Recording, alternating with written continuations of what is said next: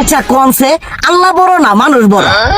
ধরো গাদা, তুই কার হাতে কার জোড়া দেশ? কোড়ায় আল্লাহ আর কোড়ায় মানুষ। যেটা কবার কইছে ওইটা কন। আল্লাহ বড় না মানুষ বড়? আল্লাহ তো বড়।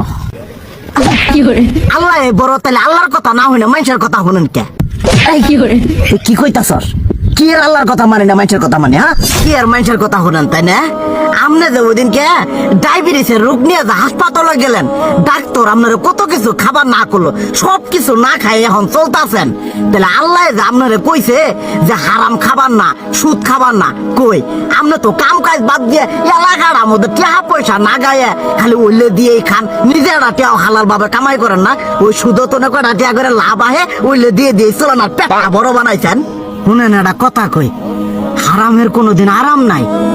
হালাল পথে রুজি রোজগার করেন, প্রয়োজনে এড়া বেলা কম খায়েন, তাও শরীর পিণ্ডও ভালো থাকবো, কোনো রোগ বেদও হবো না, আরামও পাবেন, আল্লাহও খুশি থাকবো। তুই আমার এইভাবে বুঝাবি আগে কইলি না কে?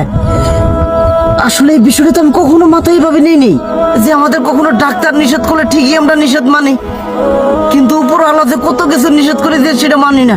আর এই যে হারাম পথে টিয়া পয়সা কামাই করতেছেন, শরীরের মধ্যে দুনিয়া রোগ ব্যাত হয়েছে, দেখা যাইতেছে যা টিয়া হারাম পথে কামাই করতেছেন তার তো বেশি টিয়া মনে করেন জ্বলেই যাইতেছে গা বেশি।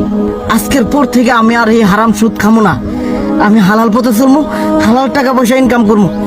এতে করে যদি একবেলা কমও খাইতে হয় তবুও খামো, তবু আমি আর এই হারাম পথে চলবো না। আচ্ছা ঠিক আছে।